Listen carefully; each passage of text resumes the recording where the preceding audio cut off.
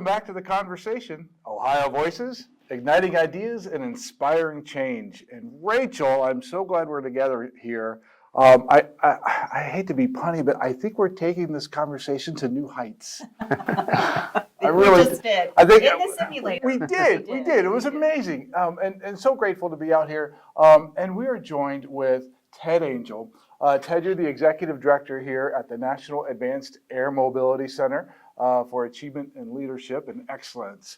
So thanks so much for inviting us out to host our first in-person podcast. And with here at the Air Mobility Center, so cool. As we get started, though, could you share with our listeners really what your journey is and how you got to be with us this very beautiful morning here in Central Ohio?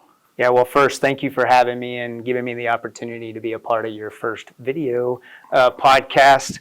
Super exciting to host you guys at the Center of Excellence here in Springfield, Beckley Airport.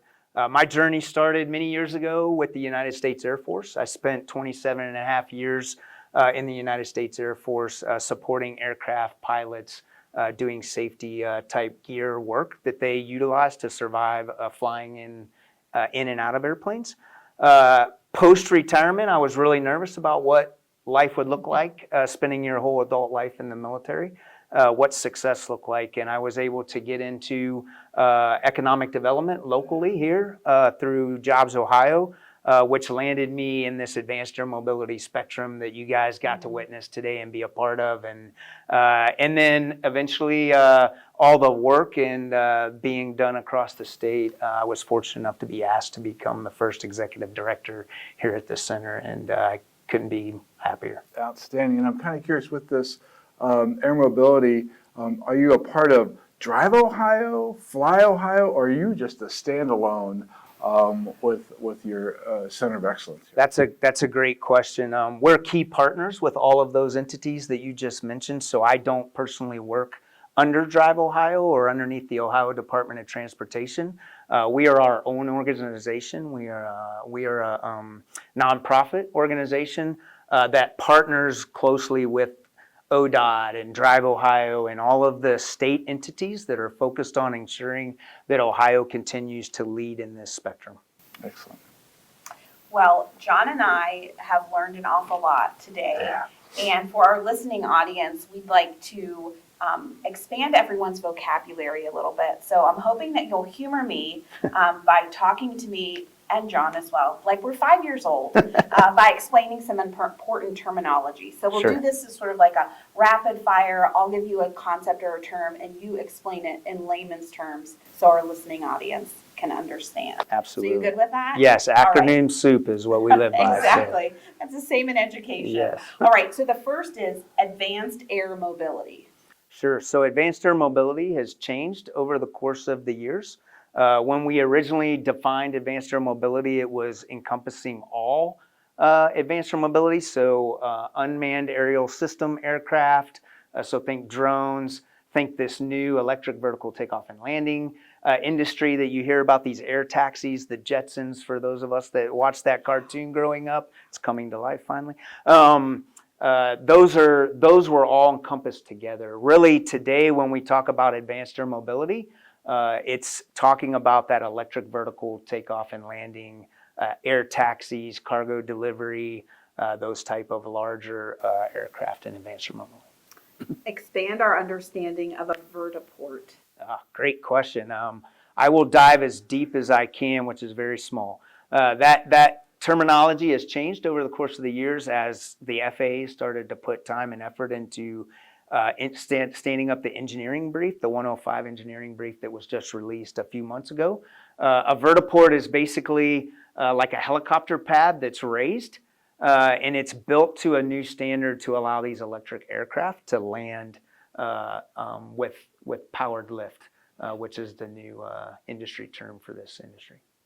And I heard you use this term before, so I'm excited to hear your explanation. Explain beyond line of sight. Sure. So we call that BV loss, so beyond visual line of sight. If you're familiar with flying drones, you have to be able to visually see your aircraft while you're flying. Okay. The technology you saw today and learned about today we have at the airfield allows us to fly beyond visual line of sight. So we can take an autonomous aircraft of any size and fly it without having to see it because of our technology here. And you've used this acronym, so I'm excited for our listeners to learn more about this. Electric Vertical Takeoff and Landing Vehicle. Yes, so eVTOL is what you'll hear people say, but that basically is just this new innovative industry where they take off vertically like a helicopter, and then as they get to vertical altitude that they're comfortable at, then they start to transition to forward flight and fly like a normal aircraft. And so that's what that terminology means. And John and I have some personal firsthand experience understanding that term in action. Absolutely. Since we got to practice in the simulator today. All right, so on that note, talk to us about powered lift aviation. Yeah, so this is a great new term that I hope many are starting to learn what it is. This new industry, when it came out, this new electric vertical takeoff and landing industry, people just thought they would adopt helicopter procedures similar, and the FAA really started to dive into what these aircraft are and how they are built and decided that, hey, we actually have a new style of aircraft and it's going to be called powered lift, right? And so they're using electric motors to create the lift while they then transition to forward flight. So, All right, final one for now. Unmanned aircraft system. yeah, so back to the original AAM question, right? A lot of this started with our drones, and most people know that terminology as just drone, but technically it's the unmanned aerial systems, and these are all different sizes of drone autonomous aircraft. So they can be the small ones you buy at Best Buy, or they could be large ones that companies produce that are going to do package delivery to your house in the near future.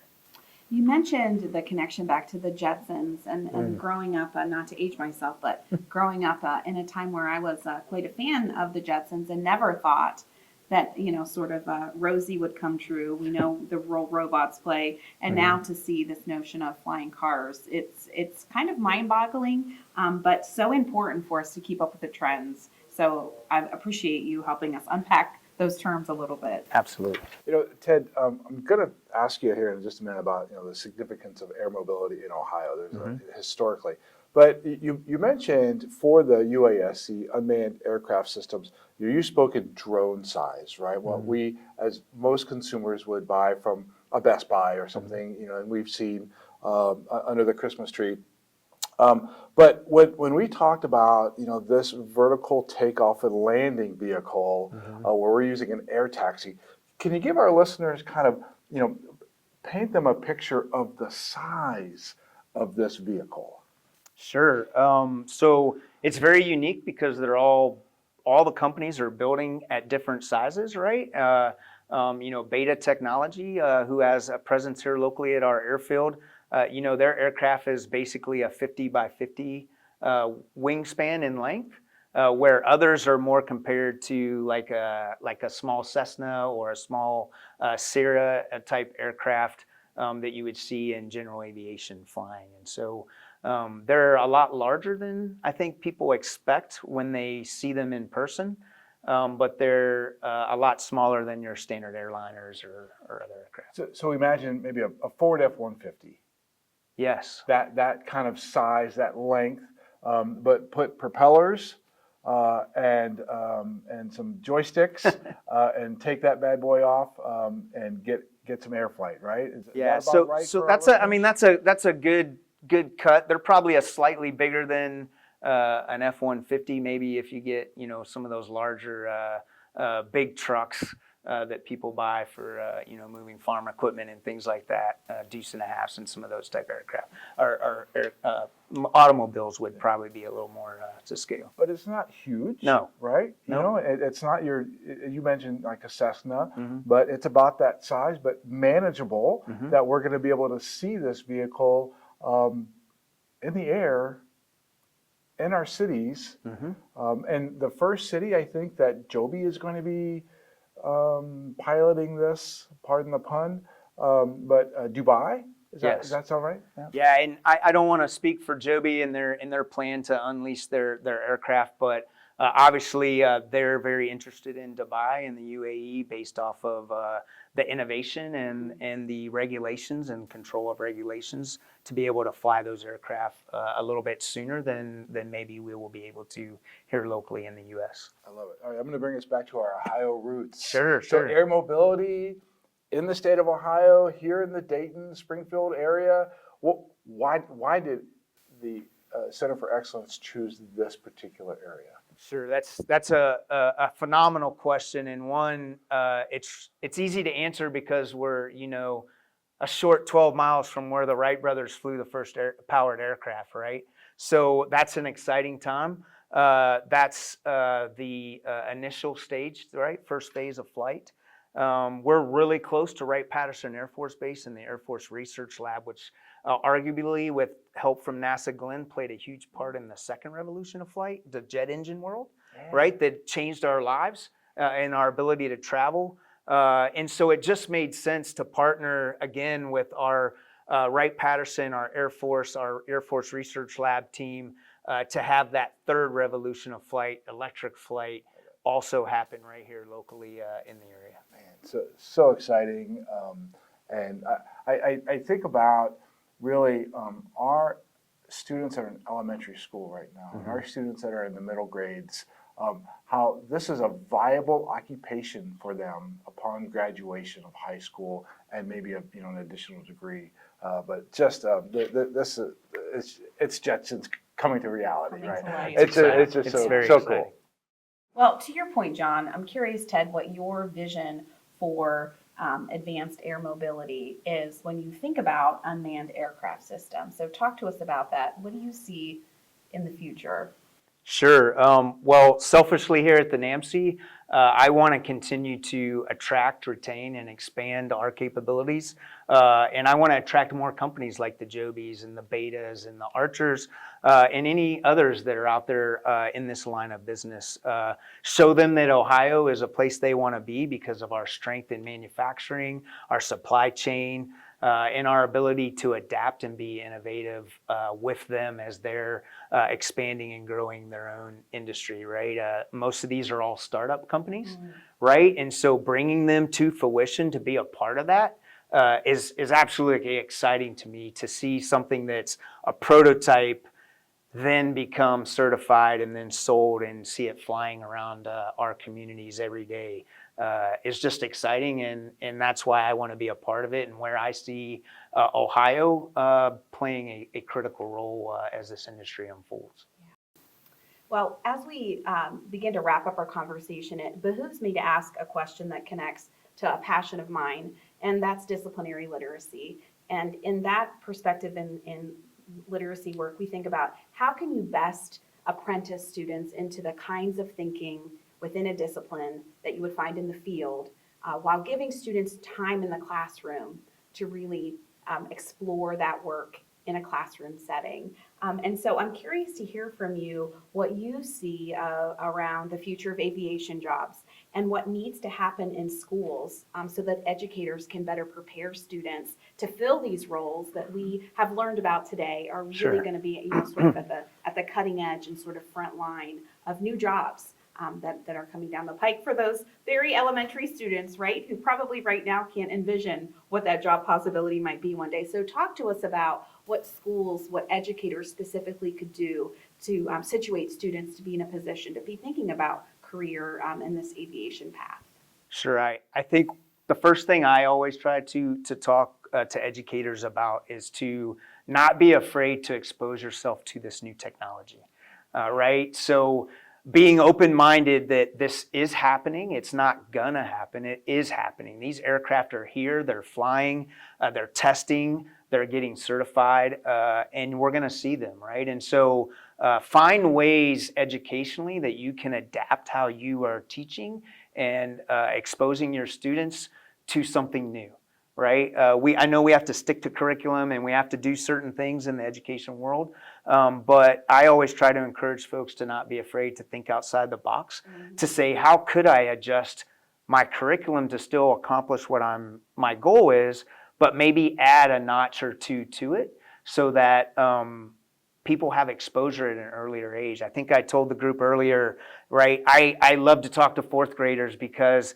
my goal is to really get them motivated about aviation that early. So as they go through their young adult life, I'll call it, and they get into high school and graduating, they see it as a possibility. I think about when I was a kid, that's not where my mind was. I was just focused on baseball and not getting in trouble, right? At home. But our youth today are exposed to so much innovation, and we have to stay on top of understanding what it is, educating ourselves as educators. And then how do we transition that into maybe pushing the envelope to change a curriculum or adopt a new curriculum that we normally wouldn't do because it's important to the youth to have exposure and see, man, I could be the next power lift electric mechanic. I could be the next power lift airplane pilot. Those are things that not all kids are thinking about, right? And so the more and more we expose them, like we did today for you guys, to this technology and this capability, I think it just aligns with then smart people like you guys to tackle that education side and really start to revamp and expose people to those capabilities.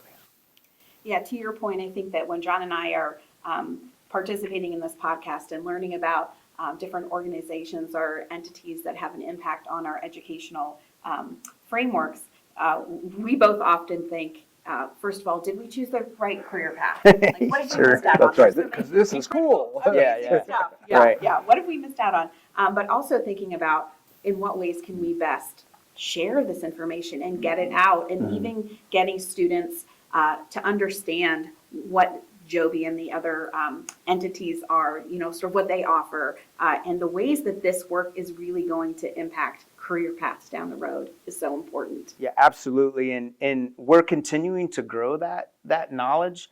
You mentioned Drive Ohio earlier in our conversation. And if you go out onto ODOT's website and you go to Drive Ohio, they have a really unique toolkit that's designed for multiple education topics, but advanced air mobility is one of them. Absolutely. And so you can go in and click on that link and you could host a fourth grader vertiport challenge where they're using cardboard to learn how to build what a vertiport would look like and what should be a part of it and what's missing. Does it have electric charging? Does it have all the things that you need to do those type of things? And so there's a lot of resources within the state, not only here at the NAAMCE, where we partner with all the colleges and universities within the state to continue to educate and look for ways to produce the future workforce for this industry.